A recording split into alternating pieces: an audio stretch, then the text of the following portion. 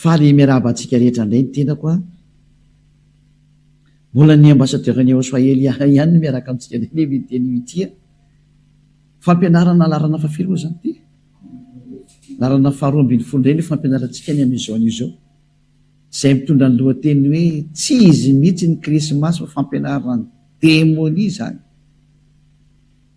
ho avy mihitsy moa zao ny krismasy izay mandeha maneran-tany ny fankalazana an'izany dia anomeanao indray ny fanaporofona fa io ataonao io dia tena manaporofo fa tena avy any amin'ny devoly ianao ary zanaka devoly ny zanaka devoly rehetra dia mbola manao an'io ary izy tsy te halala fa zay voalahatra kosa ny amin'ny fiainana tsy mety manao an'intsony ary izay no mampiharihary ny olona tena mitady an'Andriamanitra marina sy ny tsy mitady azy araora ny fampianarana tsy izy mihitsy ny krismasy fa tena fampianarany devoly mihitsy ny fampianarany démonie nefa nareo zao dia anao krismasy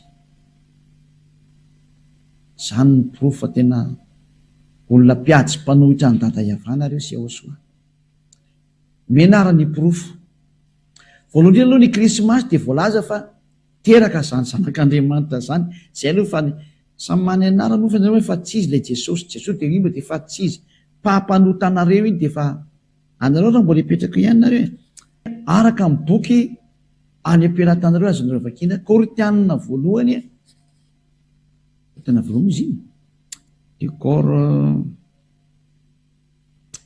tsara fa za rehefa manadino an'izy dia efa ela be tsy nampianatra an'izany efa isa-taona vao mampianatra izy dia adinoko hatrany amin'ilay izy dia tsy maintsy voatery miverina kely tsika ilay mamaky Korinthianina faharoa toko fahadimy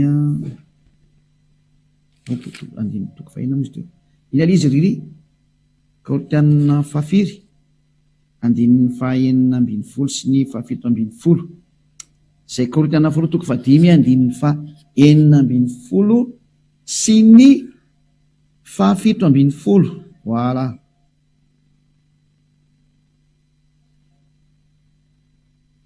fa misy teo Korinthianina faharoa toko fahadimy andininy fahafiry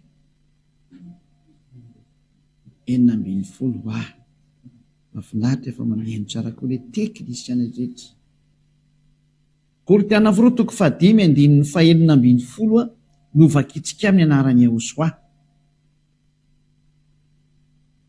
koa dia tsy mahalala olona araka ny nofo intsony izahay ny apôstôly moa zany dia efa nametraka mihitsy hoe tsy mahafantatra olona araka ny nofo intsony isika zany izay koa na dia nahalalany Ahosoa araka ny nofo azy izahay dia tsy araka izany tsony no alalana anazy ankehitriny zany hoe tsy azo fantarina amin'izany nofo izany tsony izy ry mpiaino malala tsy azo fantarina amin'izy nofo izy ka tamin'izy teraka dia teraka tao amin'ny nofo zay naka nofo izy dia tsy azo atao zany matsiaro an'iny fahalalana napetraka i Ahosoa tamin'ny lalan'ny apôstôly zany ka io Ahosoa io zanak'Andriamanitra izay taonareo anarana tsy izy io zanak'Andriamanitra izay teraka io dia ny lalàna dia miteny hoe tsy fantatra araka izany tsony izy zao vakitsika indray amin'ny baiboly anakaiky indray tsy fantarina araka izany tsony izy Korinthianina faharoa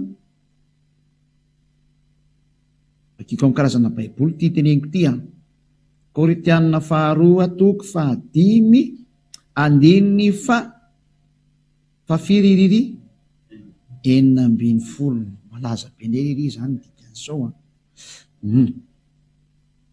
Korinthianina faharoa toko fahadimy andininy fahaenina ambin'ny folo koa dia tsy mahalala olona intsony araka ny nofo isika eny ka tsy mivoaka ny izy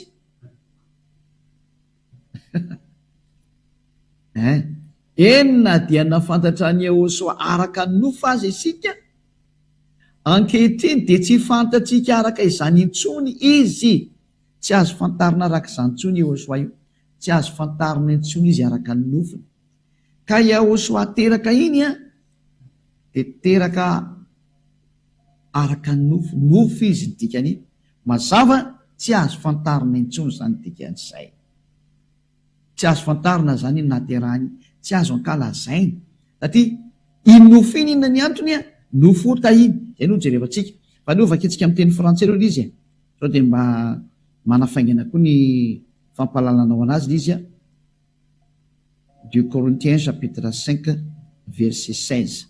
Voilà.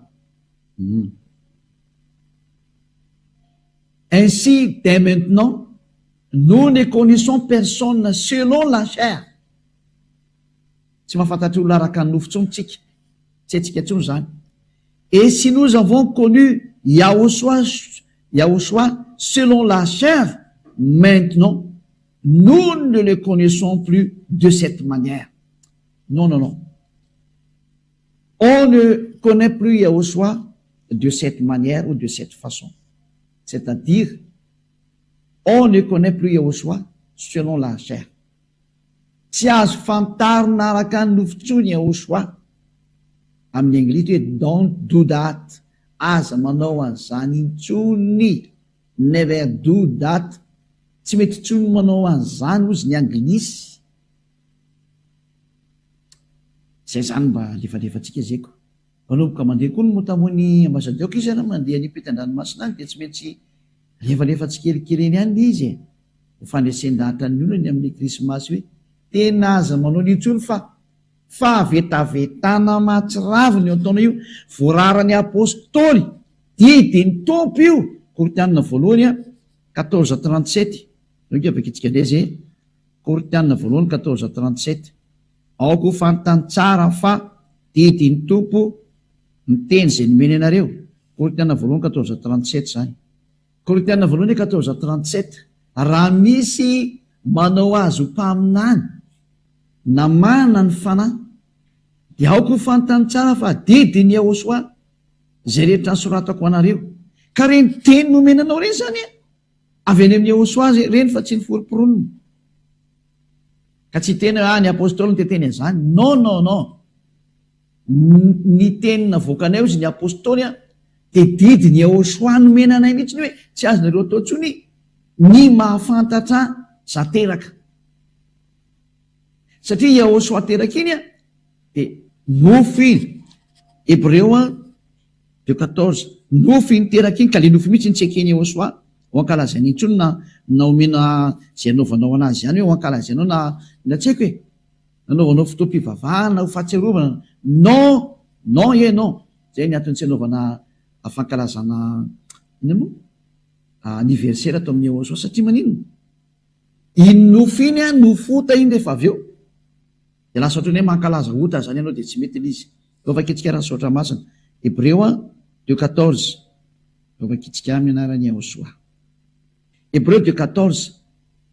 Koa satria manana nofo aman-drany zaza dia mba naka an'izany koa izy mandringanany amin'ny fahafatesana dia ilay manana ny fanjaka ny fahafatesana dia ny devoly. Zay. Eo zany ten'Andriamanitra dia milaza mihitsy hoe koa ny zaza manana nofo aman-drany dia mba nofo iny tsy azo ankalazaina mihitsy ny vaninandro io satria vaninandro nofo. Inona mahatonga ny apôstôly ny teny izay ary nanino Yahushua namoaka an'io lalàna io fa ny tena napetraka amintsika izy satria iny nofo iny dia nofo ota daholo iny. Fa rehefa nitsangana tamaty Yahushua vao tsisy ota intsony ny nofony. Nofo vaovao iny, nofo ny lanitra iny ilay tena tsy mety maty avy any amin'ny tena vatana hafa mihitsy iny. Fa raha ny fijaliana Romanina 8:3 ka 2:3. Romanina 8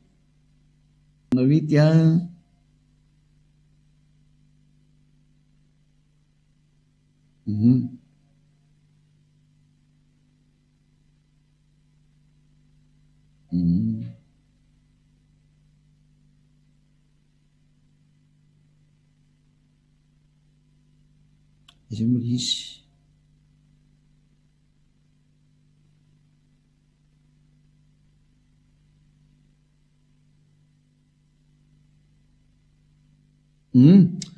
Romanina 9:7 no vakitsika dia toizantsika mendy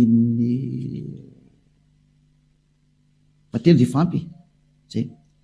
Satria zay tsy vitany lalàna noho izy tsy nanan-kery azo nofo dia vitan'Andriamanitra tamin'ny rany zany natao amin'ny endriky ny nofom-pahotana. Rehefa ny rano zany io zanan'io dia naka ny endriky ny nofom-pahotana.